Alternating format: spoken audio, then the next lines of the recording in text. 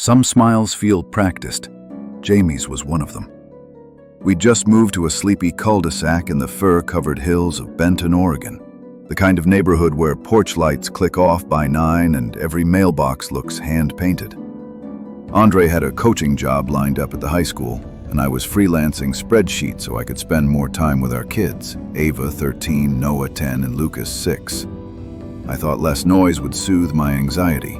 Andre hoped clean air would slow his panic attacks. The very next afternoon, a boy knocked at our door with a plate piled high with still warm cookies. "Hi," he said. "I'm Jamie. These are from my mom. I helped." He couldn't have been older than 7. Moss green eyes, curls too perfect to be real, khaki shorts like it was still 1958. I was knee-deep in boxes, hair in a paint-splattered scrunchie, but the kid beamed like I was the guest of honor. Our golden retriever Rook patted over, sniffed, then let out a soft growl from deep in his chest. Jamie's smile never wavered. "It's okay. Dogs don't like me much." That line pinged something in my brain, but exhaustion muted the warning. Lucas barreled forward, and soon the 2 boys were building Lego towers on the porch, while I tried not to cry from moving fatigue. Jamie stayed through dinner. He helped Noah unload groceries, complimented Ava's sketch of a willow tree, and told me, out of nowhere, "You're really good at being a mom." It was disarming and flattering, so I invited him back anytime. Andre watched, arms folded, smiling. "He reminds me of those polite, earnest boys I used to coach," he whispered. "Kid just wants to belong." Jamie came over every day, sometimes with a toy truck, sometimes with a single wildflower already wilting in his fist. Lucas adored him. Noah liked having a younger kid to boss around. Even Ava, who barely trusted anyone, admitted he was nice enough. Everything was going well until I noticed the dog. Rook stopped going upstairs altogether. He'd plant himself at the bottom step, hackles raised as Jamie skipped past to join Lucas. Then came subtler chills. Ava's shoelaces tied themselves into a perfect double knot before she tumbled down the stairs. Not the messy loops a kid makes, but the kind I use when packing camping gear. Tight, intentional. Someone meant it to hold. Andre's brake line was sliced so clean a mechanic assumed it was done with wire cutters. Not something a child would know. Not unless he'd done it before, or watched someone else do it. We still blamed roughhousing, pranks, stress. Jamie sat through every family discussion, legs swinging off the couch, smile locked in place. One night, I flicked on the hall light and froze. Every framed photo on the staircase wall had been turned to face the plaster, glass against paint, backs outward, like a gallery ashamed of itself. Even the tiny nails had been reset, clean, deliberate. No sound, no footprints, nothing on our security camera. Jamie appeared behind me, head tilted. "Sometimes pictures get shy," he said. I swallowed the chill and pushed every frame back into place. For now. The dishwasher incident shattered our denial. A thunderclap blew the latch clean off, flinging shards across the kitchen. Noah's arm took a sliver of plastic. It could have been so much worse. The tech found 2 dinner forks jammed deep inside the lock. He muttered, "Deliberate. Someone wanted pressure to build until it popped." Andre whispered later, "No way a 7-year-old figures that out." I didn't respond. I wasn't sure he was just 7 anymore. We questioned each child. Ava sobbed. Noah insisted he'd never risk destroying the family Xbox again. Lucas just looked confused. Jamie offered a neat scapegoat. Maybe Ava did it. I saw someone with long hair and red socks in the kitchen late. Ava's only red socks were dirty in the hamper. That night, I found the first drawing. Stick figure family smiling, while Ava lay twisted beside warped stairs. Andre's SUV flipped and smoking. Jamie's figure hovered in the corner, smile wider than the others. When confronted, Jamie said, "Practicing bad things so they don't happen for real." My skin crawled. I decided a bold step might snap Andre out of denial. I scheduled a parents' night out and left Jamie watching a movie with the kids. Only after Andre convinced me it was harmless. We were gone 90 minutes. When we returned, Lucas sat at the bottom of the stairs, pale, clutching Rook's collar. "Jamie locked Noah in the attic," he whispered.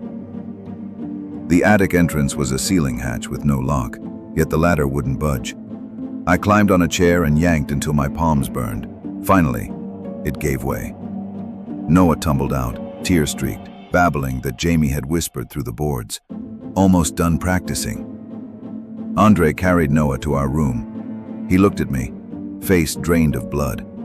I hate him. Next morning, Noah refused to brush his teeth without the door open.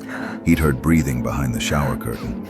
Steady, calm, inhumanly patient. Jamie stood in the hall with Lucas's Legos in his hands. "Sometimes houses play tricks," he said. Andre muttered that he once ignored a troubled player until it was too late. "I won't repeat that mistake," he vowed. "We're finding this kid's parents today." I phoned the HOA while Andre canvassed neighbors. The woman on the line hesitated when I asked about the White House next door.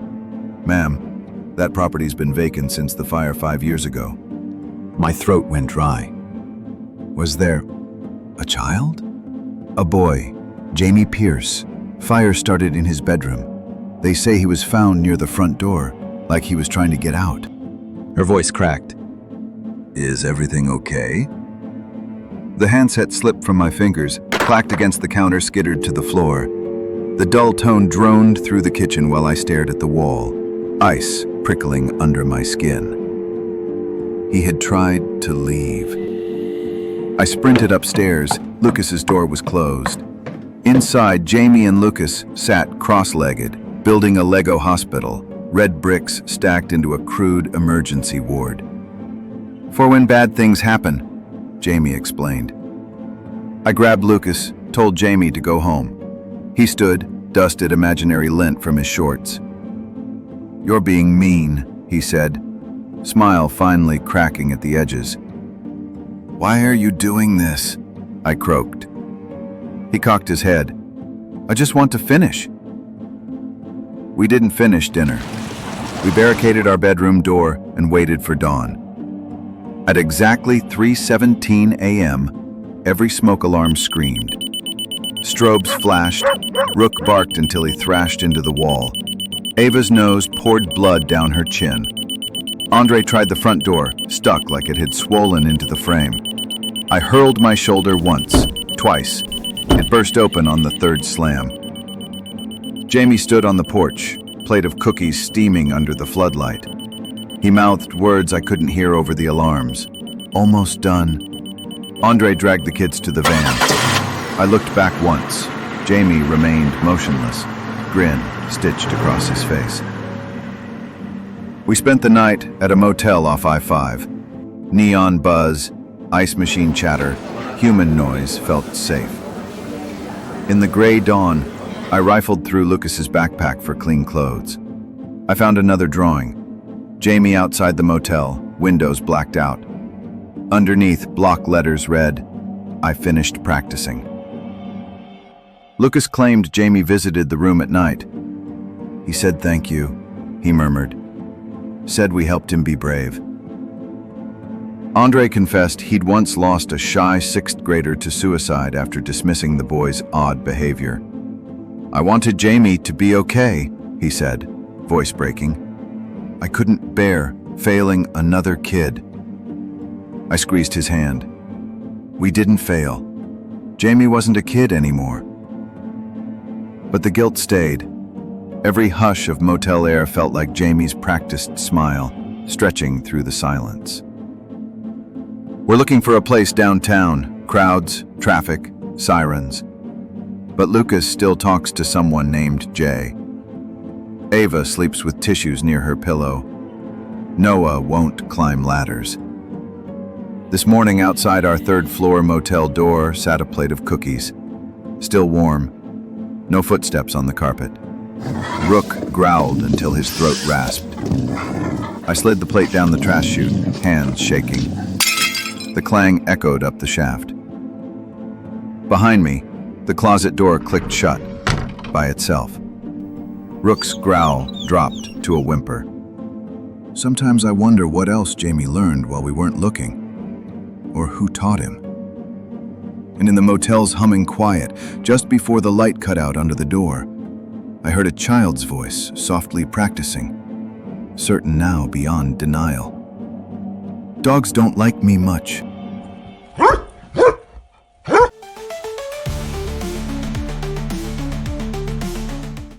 I don't usually talk about my childhood, not because it was particularly bad.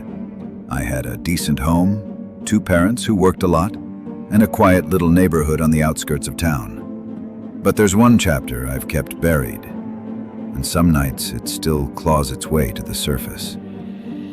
It's about a boy named Elliot. My name's Matt, by the way. I'm 28 now, work remote tech support, and live alone. I've dealt with anxiety since my teens, always waiting for the other shoe to drop. The therapists say it's rooted in childhood trauma, though I've only told bits and pieces of what happened.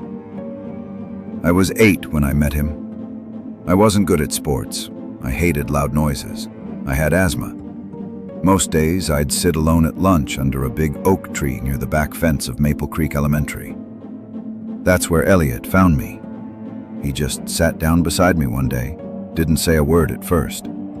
Thin, pale, dark circles under his eyes, his hair messy like he hadn't combed it that morning. His clothes were too big, like they belonged to an older brother. He pulled a cracked plastic dinosaur out of his pocket and held it out. One leg was missing. "I'm Elliot," he said, voice flat. I told him my name, and from that day on, we were friends, or something like it. Our town was small, quiet, with old houses, a single grocery store, and a school sitting near a patch of woods. Everyone knew everyone, or at least they thought they did. Elliot didn't talk much about home. I picked up early on that things weren't good there. He always had bruises, little cuts he blamed on falling or tripping. He'd flinch if a teacher raised their voice, or if a car door slammed too hard. I didn't ask. At 8, you don't know how to handle that kind of thing. You just avoid it. Then one afternoon in October, Elliot led me into the woods behind the school. I should have said no. The air smelled like damp leaves and cold metal. We pushed through the branches until we reached this half-collapsed shed by the creek. Inside, it stank of mold and old rust. That's when he showed me the rabbit. A little thing, its fur dirty, one eye wide and glassy, dead. I asked what happened. "I made it stop squealing," Elliot said, his voice calm in a way that made my stomach twist. He pulled a small pocket knife from his jacket, a rough, rusted thing. I froze. It wouldn't shut up, kept whining, so I helped it. I don't remember exactly what I said. I know I told him it was wrong, that it wasn't right. And something in his face changed. "You don't get to tell me what's right," he said. "You don't know what it's like at my house. You don't get to judge me." I told him I was leaving. I didn't want to play anymore. But before I could go, he grabbed my wrist hard enough to hurt. "You tell anyone, and I'll make you stop squealing too." His grip left a purple mark on my skin. I didn't tell anyone. The next week was the worst. Elliot followed me home from school a few times. He'd show up at recess, just stand there staring, whisper weird, cruel things under his breath. Once he told me about a neighbor's cat he found in the alley, and what he did to it. At night, I'd hear tapping on my bedroom window. I lived on the 2nd floor. The first time I told myself it was a branch. The second, I knew better. It felt like there was no escape. But then, something changed. One Thursday afternoon, he didn't bother me. At recess, he sat on the far end of the playground by himself, kicking at the dirt. No glares, no threats, no creepy stories. Even on the walk home, no one followed me. That night, no tapping at my window. And I thought maybe he'd moved on. Maybe Elliot had changed. Maybe whatever was going on in that twisted head of his had shifted focus. I slept through the night for the first time in weeks. But the next morning, Elliot wasn't at school, nor the next day. By Monday, his desk sat empty. That's when the pit in my stomach returned. Our teacher, Mrs. Trumbull, made a vague announcement about how Elliot's family had moved away suddenly, but she wouldn't look anyone in the eye when she said it. At lunch, I overheard two kids whispering that something bad had happened at his house. No one knew what. And even at 8, I could feel it. The way grown-ups wouldn't talk about it. The way kids looked over their shoulders. I knew something was wrong. Because as much as I'd feared him, people like Elliot don't just disappear. I saw him one last time, the night before he vanished. I was cutting through the empty lot behind the school after sunset, against my mom's warnings. I thought I heard twigs snapping behind me, but told myself it was a raccoon or the wind. Then I saw him. Elliot stepped out of the shadows, his face bruised, his eyes swollen, dirt smudged across his cheek, and in his hand, that same pocket knife. He didn't say anything for a long time, just stared at me with those sunken, hollow eyes. Then his lips moved. "You think you're safe now? You think you'll forget? You won't." I ran, didn't look back, didn't tell anyone, and by morning, he was gone. The rumors spread like wildfire. Some said his dad packed up and left in the middle of the night. Others whispered that Elliot had been taken away. But there were darker things too. Stuff about yelling heard late that night. About the police showing up. No one said it out loud, but the looks between the grown-ups told the story. I kept thinking about how for a brief moment I'd believed he'd changed, that I was finally free. But maybe even then, it had already been too late. Weeks later, in the grocery store, my mom ran into Elliot's father. I remember the man's face. Sunken, skin sallow, eyes bloodshot. He looked down at me and for a moment, I couldn't breathe. He crouched low, his breath sour with beer and cigarettes. "You're that Matt kid, right?" I couldn't answer. My whole body felt frozen. His hand landed heavy on my shoulder, cold and rough. "You keep your mouth shut, boy. Forget whatever you think you know. Some kids are better off gone." Then he straightened up, grabbed his six-pack, and left. My mom never even noticed. I never saw him again. The house stayed empty for years before someone finally tore it down. Even now, the lot's still overgrown. No one builds there. I tried to forget, moved away. But some nights, when the wind scratches at the windows, I swear I hear something, a faint tapping. I dream about that night in the woods, about Elliot's broken face, about the pocket knife, and I wonder what happened to him. Or maybe, deep down, I already know. Last fall, I went back. The town's barely changed. The school's abandoned, windows boarded up. The woods have thinned, but the old shed still leans against time. Inside, under a pile of leaves, I found something. A cracked, one-legged plastic dinosaur. And next to it, a rusted pocket knife. I swear I heard something move in the trees behind me. But when I turned, there was nothing there, just the wind. I don't sleep much these days, and sometimes in the dead of night, I still hear his voice. "You won't forget, Matt. Not ever." And the terrible thing is, he's right. I haven't.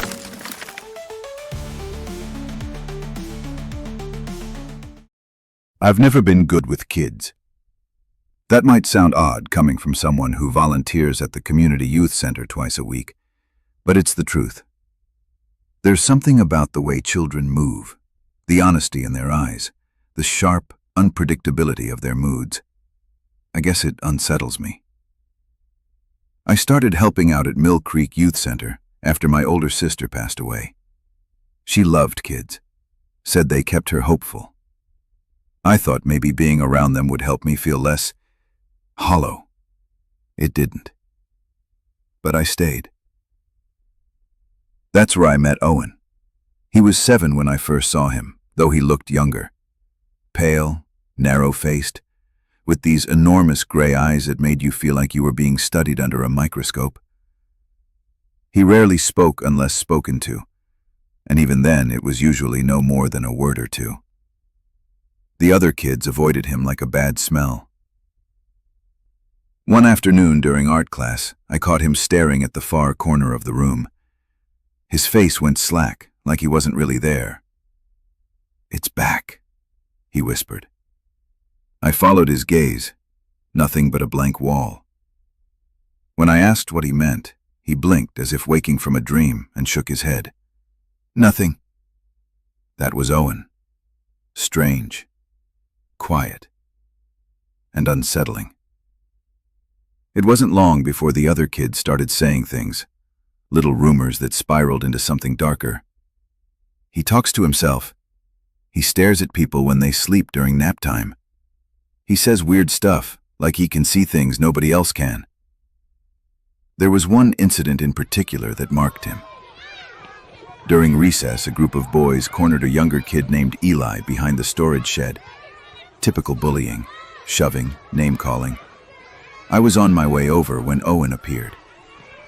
"Leave him alone," Owen said, voice low. The boys laughed. Liam, the ringleader, shoved Owen hard enough to knock him into the mud. "Or what? You'll curse us with your freak eyes?" Liam taunted. Owen stood up, mud streaking his face, and pointed a thin finger at Liam. "It's watching you," he said. "You should stop." The boys scattered after that, and by the end of the day, Liam had a nasty gash on his leg, said he tripped over nothing while running through the woods. The rumor mill declared Owen had cursed him. After that, no one went near Owen unless forced. Even Kara, one of the more level-headed kids, once muttered, "He gives me the creeps," when she thought no one was listening. They laughed it off, but the discomfort lingered. He was an outsider, and they made sure he stayed that way. Weeks passed. The air grew thick and heavy as summer hung on too long. Everything felt slow and sticky, like the world was holding its breath. That's when the shelf fell. It was a Thursday afternoon. Cleanup time. One of the taller metal shelves near the snack counter wobbled, then toppled over with a crash, seconds after Owen tugged a younger boy out of the way. No one else really noticed, but I did. I was across the room. I saw Owen look up suddenly, murmur something under his breath, and move. Fast, faster than I'd seen him move before. Something about it stuck with me. Then came the night hike. It was supposed to be a simple outing, just a few of the older kids and me, walking out to the creek and back before dark, a way to burn off energy before school started again. Against my better judgment, Owen tagged along. The woods were different at night. Sounds carried wrong. Trees swayed in the windless air. Distant frogs called from the water's edge, and every snapping twig made my skin crawl. We moved in a loose pack, flashlights bobbing in the gloom. Owen hung near the back as usual.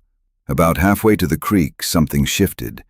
The air grew colder, though the night remained oppressively still. I felt it first. A pressure at the base of my skull, like being watched. Apparently, so did Owen. "Stop!" he hissed suddenly. The kids froze, startled by the force in his voice. "We have to turn around. Now." "Why?" Kara demanded. "We just got here." Owen's eyes darted to the dense thicket ahead. "It's close." "What's close?" He didn't answer. Liam, always one to push buttons, smirked. "Scared, freak? Afraid your ghost friends won't like us in their woods?" Owen stepped forward, pale face gleaming in the flashlight beams. "You don't understand. You're making it angry." "Who's it?" Kara snapped. Owen opened his mouth, then closed it, shook his head. "Just go back." And then the scream. It was Liam. One moment he was smirking, the next a sharp, terrified cry cut through the night. Flashlights whipped around, catching only empty space. Liam was gone. "What the hell?" someone yelled.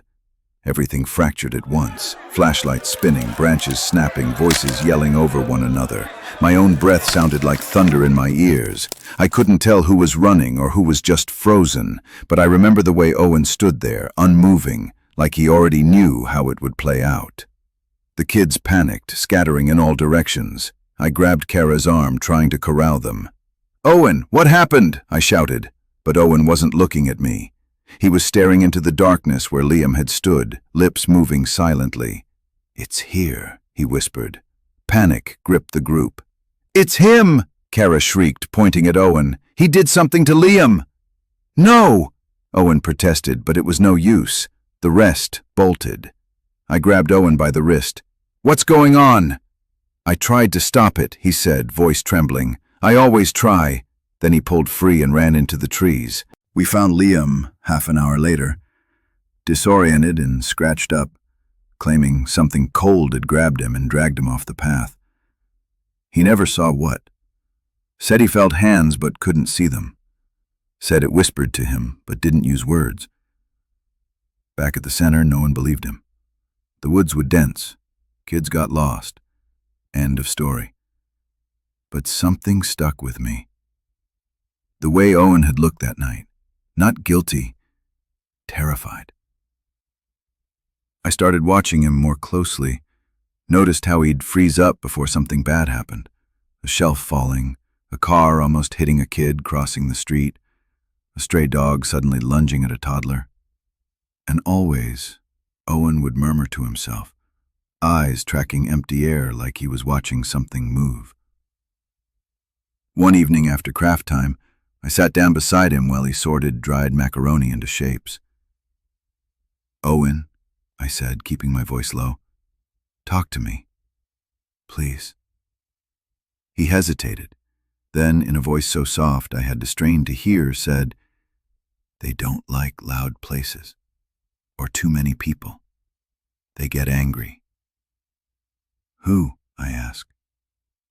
His gaze drifted to a shadowed corner of the room. "The things in the in-between. I can't see them all the time, just sometimes." A chill prickled my neck. "Is that why you tried to stop us that night?" He nodded. "It was waiting. I saw it, near Liam." I swallowed hard. "Did you make it happen?" His eyes filled with tears. "I can't control them. I just know when they're near."